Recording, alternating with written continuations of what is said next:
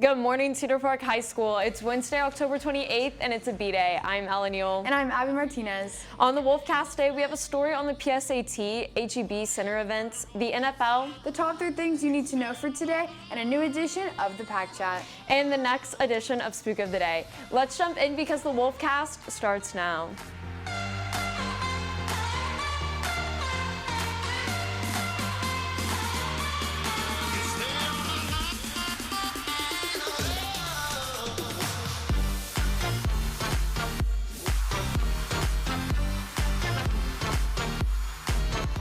With PSATs being only one day away, some students might wonder what they should be preparing for and how they can succeed on this test. The PSAT is a great primer for the SAT and even the ACT, but it's more than just a trial run. Reporter Regan Hill has more on the story. Thanks, Ella. Taking the PSAT gives you a chance for multiple scholarship programs, most notably the National Merit Scholarship Program. I spoke with PSAT team teacher Miss Madrid to learn more.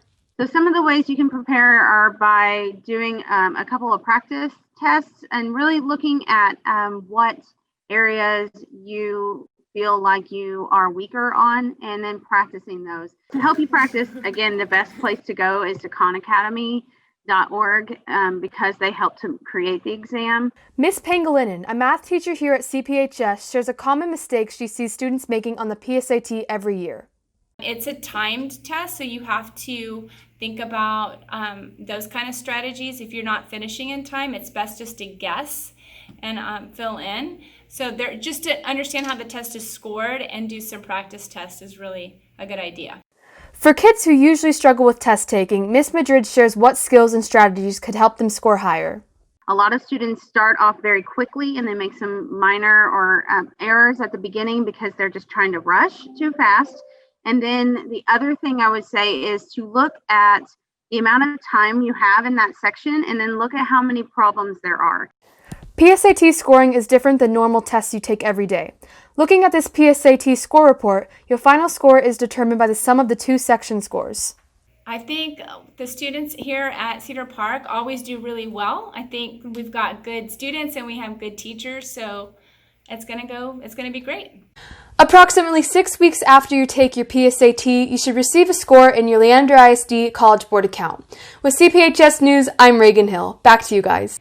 Thanks, Regan. For other details, you can visit the PSAT section at collegeboard.org. From basketball games to concerts, the HEB Center is known for holding a diverse variety of entertainment. But with COVID-19 taking over our everyday lives, some things have had to change. The HEB Center has had to take new strategies to stay safe while hosting entertainment for hundreds. With events getting canceled or postponed for the next year, the HEB Center's events have been unpredictable since the start of COVID. Staff is trying their best to incorporate safety protocols like adding 50 new sanitizing stations throughout the building, floor markers installed at line queues, and paperless tickets. The HEB Center will be holding lots of safe events this fall, like the socially distant tailgate series starting November 6th. For more information, go to hebcenter.com. COVID-19 has caused a lot of things to change with college and professional football. Adjusting to the new rules and regulations of COVID-19 has not been an easy task. Players are now required to wear masks when on the sidelines, and coaches must wear their masks throughout the whole game. They also have been allowing less people into the stadium, and depending on the team, they don't let anyone in the stands. It's changed it quite a bit since COVID. The college and NFL teams have been limiting people in their stands. Some aren't allowing any fans at all. It's a little bit different environment for the players and the coaches. The coaches have to wear masks, so it's just kind of crazy and weird times.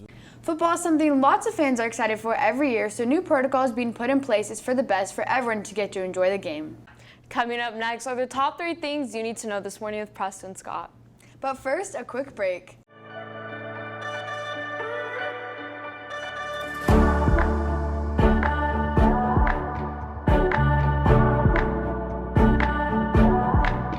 Welcome back, Cedar Park. This is Preston Scott with the 3 things you need to know today.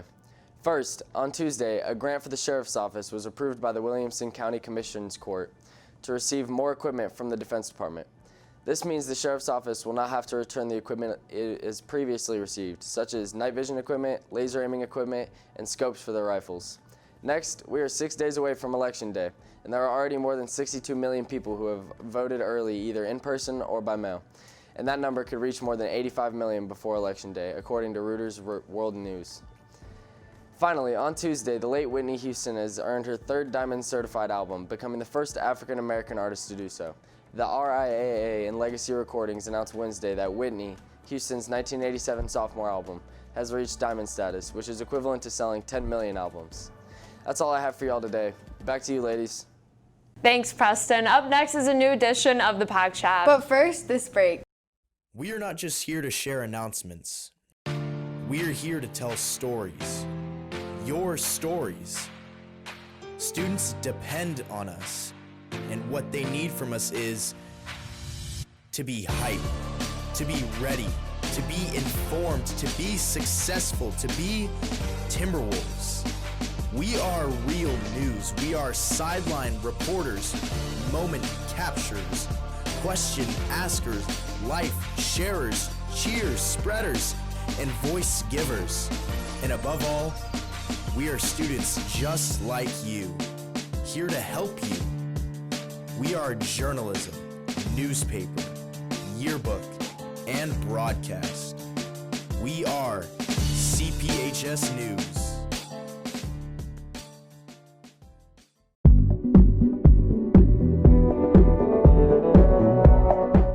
Welcome back to the Pack Chat, our student voice opinion segment. I'm joined today by my co-host, Victor Martinez, as well as our guest co-hosts, Ileana Tangarova and John Pei, as we discuss this week's most trending topics. With that being said, let's get started.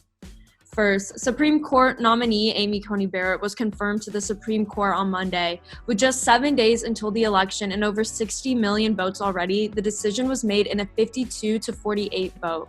We are already seeing multiple voting bills and others being passed through the court right now. What do you guys think about this decision? Do you guys think it was fair? I mean, guys, we are talking a week until the election. You're telling me they couldn't have waited? Like, what do you guys think about this? Yeah, I mean, the Republican Party, the Republican Party in the Senate said it when, during in 2016, when they were considering replacing Scalia, and they wouldn't let the Democratic nominee for the Supreme Court pass through because they believed that it was the people's job to vote in a president that would elect someone to the Supreme Court that they believed in. It was they're electing the Supreme Court as well, and that's something that I definitely believe in. I think that it's the people's right to elect someone to the Supreme Court, and they are already voting, and we don't know who they're voting for at this point. But it could be for somebody else. It could be for Trump even. And I don't understand why Trump couldn't have waited. If he's so confident that he is going to win this election, then I don't understand why he couldn't have waited to elect someone to the Supreme Court after he won. Yeah, that's a really good point. I think it's really hypocritical because in 2016, they were going to replace Scalia, and they declined the hearing with Merrick Garland, I'm pretty sure, 293 days before the election. Mm-hmm. And I just think it's hypocritical because maybe 40 days before the election, they let Amy Coney Barrett have a hearing.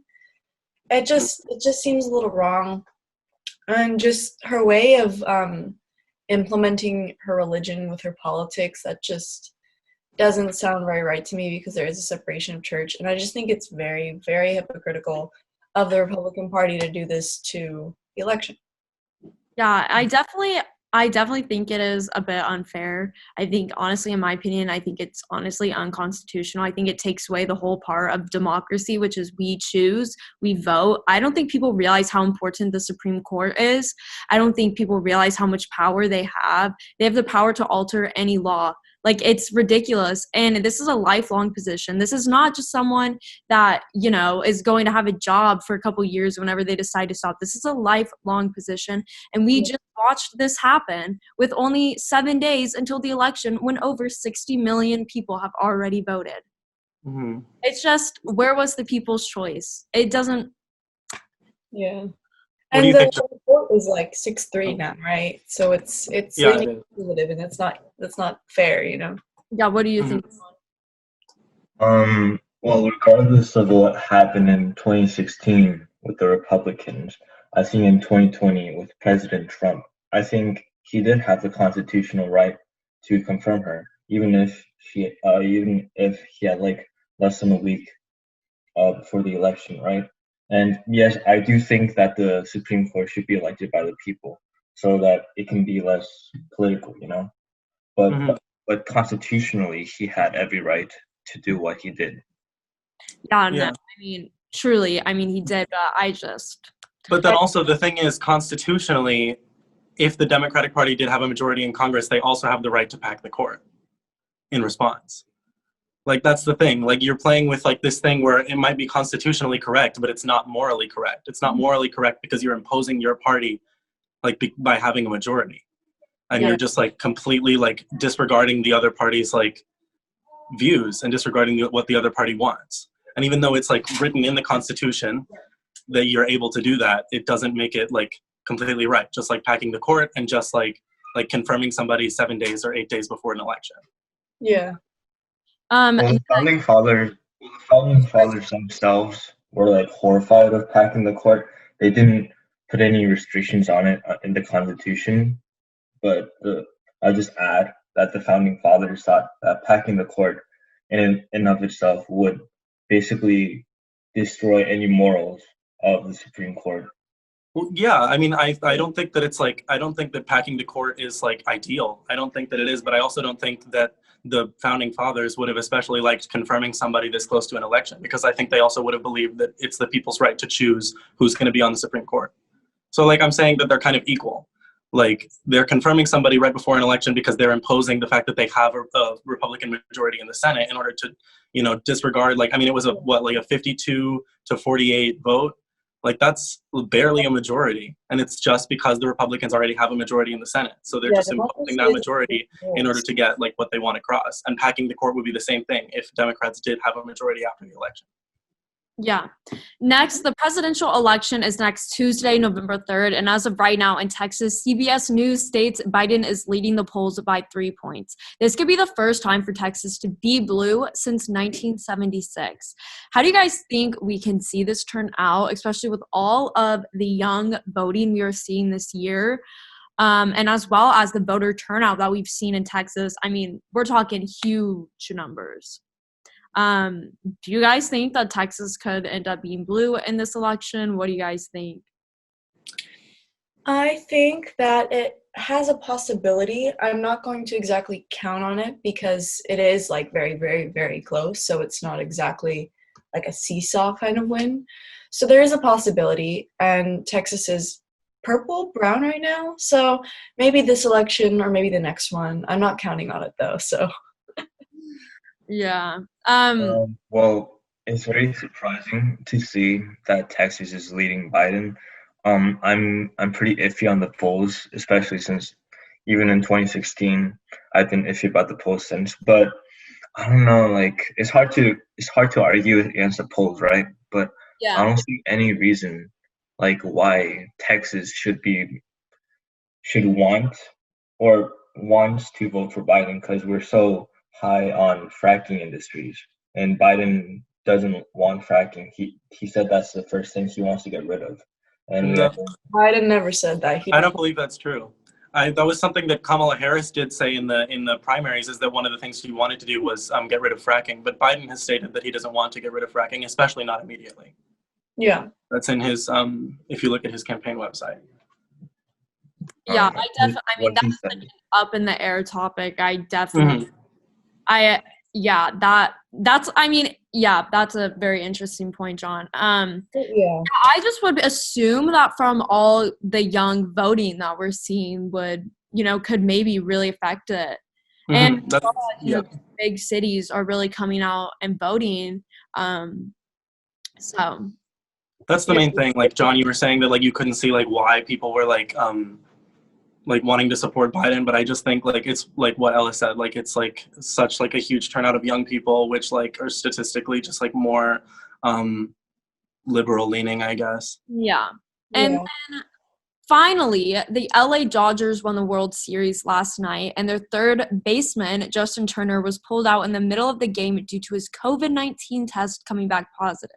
However, this didn't stop him from returning to the field about an hour after the game to celebrate, take pictures, and hug one of his teammates. Turner's teammate, Mookie Betts, was asked about Turner's return to the field, and he came to his defense saying, "Forget all that. He's part of the team. We're not excluding him from anything." Okay, let's unpack this. congratulations to the Dodgers for winning. I know that is who my family was rooting for. But you find out you have COVID in the middle of the game. You leave. Why come back out and celebrate? Like, obviously it'd be sad to not celebrate that moment. Obviously I can't even imagine, the adrenaline and what they're feeling when they win the World Series, but it's like you literally just found out you have this virus and you just ran onto a field with so many people on it.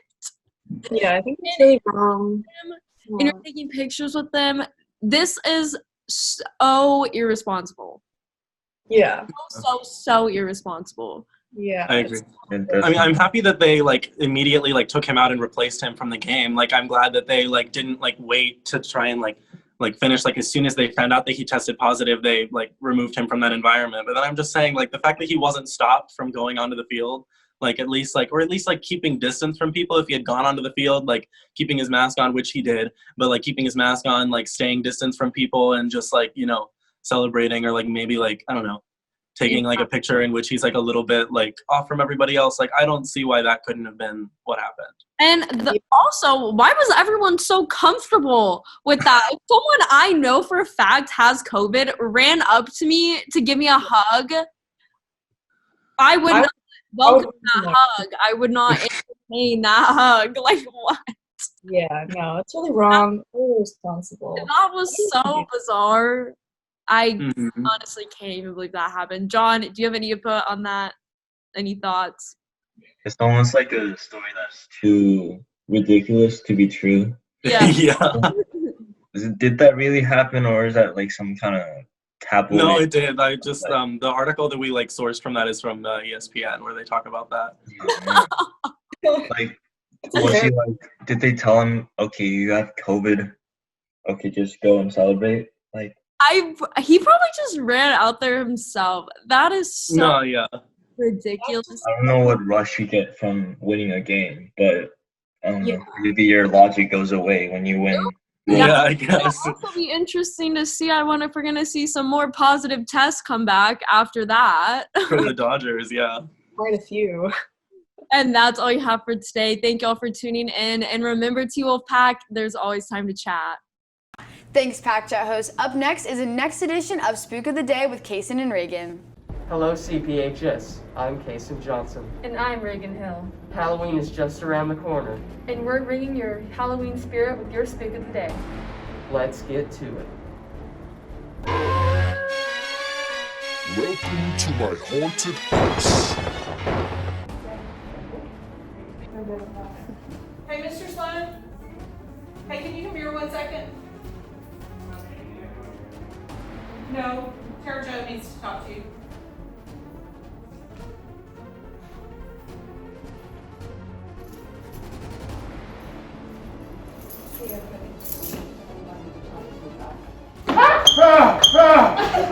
Oh my gosh! What is wrong with you people? I was not wrong about being ambushed. I knew there was something going on, but Mr. Rogers might have a legit heart attack if you do that. My heart is racing. That's all you have for today. Don't forget, you can catch anything you missed on today's show on our YouTube channel. Just search CPHS News. Make sure to tune in this Friday for a story over Halloween, yearbook, Key Club, your top 3 things, a new sports report, Pet of the Week, and your last edition of Spook of the Day. With CPHS News, I'm Ivy Martinez. And I'm Ella Neal. Remember to make it a great day or not, the choice is yours.